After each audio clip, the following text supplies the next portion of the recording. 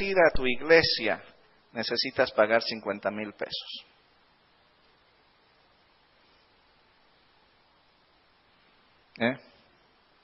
Si sus vecinos le dijeran, no puedes salir de la colonia, si tú quieres ir a tu templo, tienes que darnos 50,000 pesos. ¿Cómo reaccionarían? ¿Qué harían?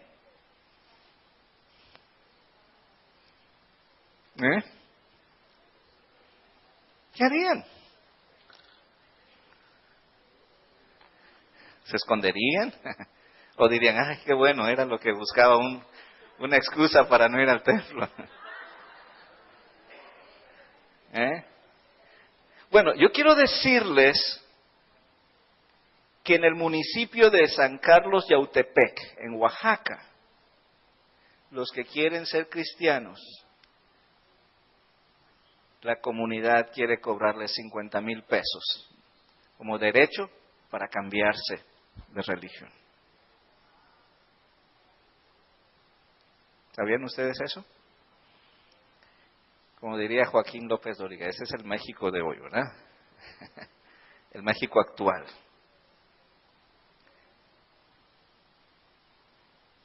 Este es un ejemplo de un caso de hostigamiento, de persecución para hermanos en la fe. ¿Sí? Porque nosotros venimos aquí tranquilamente y en esa tranquilidad olvidamos que hay hermanos que pasan diferentes desafíos, retos para poder vivir su fe en Cristo Jesús. ¿Cuál es nuestra perspectiva del sufrimiento?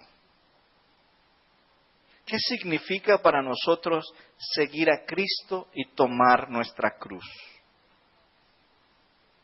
Hoy día en una sociedad tan consumista y materialista, como que el llamado de Jesús a tomar la cruz y seguirlo no es algo muy popular. Es más atractivo el evangelio de la prosperidad. Nos dice, ¿verdad?, que por creer en Cristo, tus problemas económicos van a ser resueltos. Por creer en Dios, tú debes prosperar económicamente en forma abundante. Y esa predicación es más atractiva que el llamado de Jesús. El que quiera venir en pos de mí, niéguese a sí mismo, tome su cruz y sígame. Pero ¿qué significa para nosotros seguir a Jesús tomando nuestra cruz?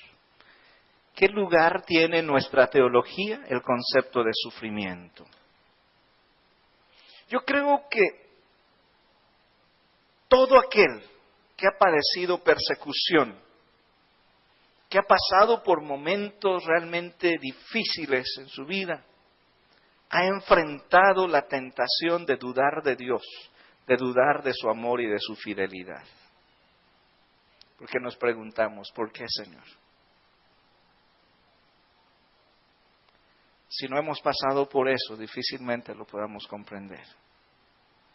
Pero tenemos que permitir a la Escritura abrir nuestra mente y nuestro corazón y acercarnos al concepto de sufrimiento, de la persecución. Yo quiero compartir brevemente 3 cosas con ustedes esta mañana. Y la primera de ellas es que la persecución nos identifica con Jesús. La persecución, ¿qué hace? Nos identifica con Jesús. Cuando celebramos el bautismo, los bautismos, yo siempre les digo que un concepto de bautismo es ¿qué? Identificación. Nos identificamos con Cristo en su muerte y en su resurrección. Bueno, eso es. El sufrimiento, la persecución nos identifica con Jesús. Pablo decía que él llevaba en su cuerpo las marcas de Cristo, que él estaba dispuesto a sufrir lo que faltaba en los sufrimientos de Cristo por su iglesia. El sufrimiento, la persecución nos identifica con Jesús. Jesús anticipó la persecución en la vida de sus discípulos. En Juan 15:20, si me acompañan rápidamente, dice Jesús, el siervo no es mayor que su Señor. Si a mí me han perseguido, también a vosotros, ¿qué? Los perseguirán. Así que la persecución nos identifica con Jesús. Jesús anticipó este tema en la vida de sus seguidores. Pero no solamente Jesús anticipó la persecución en la vida de sus discípulos, sino que en la medida que nosotros seguimos a Jesús y crecemos en Él, se implica que el parecernos más a Él nos llevará a sufrir con Él. En Lucas 6:40, Jesús decía, el discípulo no es superior a su maestro, mas el que fuera perfeccionado será como su maestro. El que es perfeccionado es como su maestro. Y leíamos en Isaías que Jesús, ¿verdad?, fue un varón ¿de qué?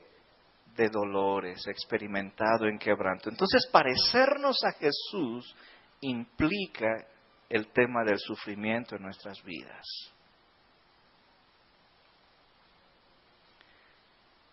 Jesús es nuestro ejemplo. En Primera de Pedro 1:20 dice, pues qué gloria es si pecando sois abofeteados y lo soportáis, mas si haciendo lo bueno sufrís y lo soportáis, esto ciertamente es aprobado delante de Dios. Pues para esto fuisteis llamados, porque también Cristo padeció por nosotros, dejándonos ejemplo para seguir sus pisadas. Así que el tema de la persecución, del sufrimiento, nos identifica con Jesús.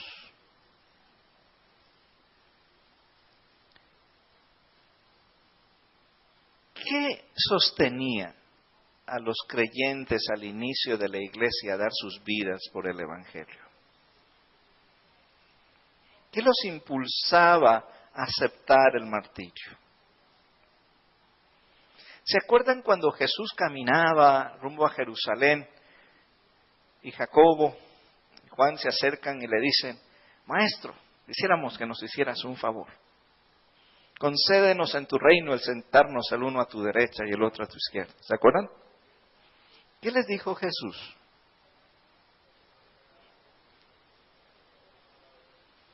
Escucho un murmullo, pero no lo entiendo. ¿Qué dijo Jesús?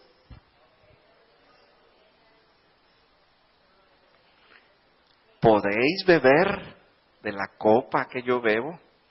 ¿Podéis ser bautizados con el bautismo con que yo soy bautizado? ¿Y de qué hablaba la copa y el bautismo? Del sufrimiento. Porque ellos dijeron, podemos. ¿Y qué les dijo Jesús? Van a sufrir. Pero el sentaros a mi derecha y a mi izquierda no es mío dar, sino de mi Padre. Así que los primeros creyentes tenían por sumo gozo ser bautizados con el bautismo de Jesús. ¿Y qué significaba eso? Experimentar el sufrimiento, el martirio. No había nada más glorioso para ellos que ser semejantes a su Señor. Cuando leemos ese pasaje, captamos lo que está allá. Ser bautizados con el bautismo de Jesús es ser semejante a Él, incluyendo sus sufrimientos. Así que la persecución, en primer lugar, nos identifica con Jesús, pero también la persecución favorece la madurez espiritual. ¿Qué hace la persecución también? Favorece la madurez espiritual. No pudiéramos crecer si no pasáramos por esas experiencias. El sufrimiento es parte normal del proceso de maduración. Nuevamente en Primera de Pedro, en el capítulo 1, los versículos 6 y 7, dice, en lo cual vosotros os alegráis, aunque ahora por un poco de tiempo, si es necesario, tengáis que ser afligidos en diversas pruebas, para que sometida a prueba vuestra fe, mucho más preciosa que el oro, el cual, aunque perecedero, se prueba con fuego, sea hallada en alabanza, gloria y honra, cuando sea manifestado Jesucristo. Observen ustedes, ¿cuál es el resultado de que esa fe sea probada? Que cuando Cristo venga sea hallada ¿en qué? Alabanza, gloria y honra. Pero ¿cuál es el proceso? La prueba, el sufrimiento. El autor de Hebreos nos dice de Jesús que por lo que Él padeció, también fue perfeccionado. El sufrimiento nos permite perfeccionar nuestro carácter. Pablo en Romanos, en capítulo 5, en el verso 3, dice, y no solo esto, sino que también nos gloriamos en las tribulaciones, sabiendo que la tribulación produce paciencia, y la paciencia prueba, y la prueba esperanza. Así que la persecución favorece la madurez espiritual. Y yo quiero decir algo, y necesito que me presten mucha atención. Cuando hablamos de persecución, hay una línea a veces bastante delgada y no siempre sabemos cómo actuar. Porque nos vamos muchas veces por el tema de los derechos humanos y queremos eliminar toda persecución y todo padecimiento a nuestros hermanos. Eso es algo que he tenido oportunidad de platicar con algunos pastores que están trabajando en el área de Chiapas. Y ellos quisieran que no hubiera ningún sufrimiento para los hermanos. Y es loable ese anhelo. Pero le digo, cuidado con su teología. Porque la Biblia no nos llama a eliminar todo sufrimiento. Porque a través del sufrimiento, ¿qué pasa? Dios está trabajando y perfeccionando nuestra vida y la vida de la iglesia. Y no es en vano que en muchos de los países donde la iglesia es perseguida, es donde se está dando el crecimiento mayor. China, ¿sí? Los países de la esfera musulmana donde hay mucha persecución. Pero en el occidente, donde tenemos mucha libertad, ¿qué dicen las cifras? Se están cerrando templos. En Inglaterra muchas catedrales o templos están siendo comprados por musulmanes y los están convirtiendo en mezquitas. Y algunos ahora funcionan como bares. Qué triste, ¿no? Entonces, la persecución nos identifica con Jesús y contribuye a nuestra madurez. Así que no saquemos ese tema de nuestra vida. La teología de la cruz debe estar al centro de nuestra vida. Pero quiero decirles también que la persecución no solo nos identifica con Jesús y promueve nuestra madurez espiritual, sino que también la persecución será recompensada en la presencia de Dios.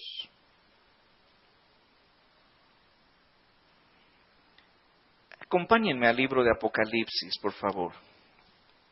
En Apocalipsis 3.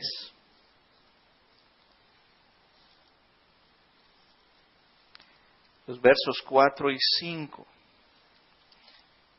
¿Con qué palabras se describen aquellos que han sufrido? Apocalipsis 3, 4 y 5. Pero tienes unas pocas personas en Sardis que no han manchado sus vestiduras y andarán conmigo en vestiduras blancas porque son dignas. ¿Y qué dice? El que venciere será vestido de vestiduras blancas y no borraré su nombre del libro de la vida y confesaré su nombre delante de mi Padre y delante de sus ángeles. Entonces, ¿cómo se describen aquellos que enfrentaron la adversidad? ¿Cómo qué? Como vencedores. Así que tal vez para nosotros es gente sufrida, pero para Dios son los vencedores. Qué perspectiva tan distinta. Y en Apocalipsis 7, los versos 9 y 10.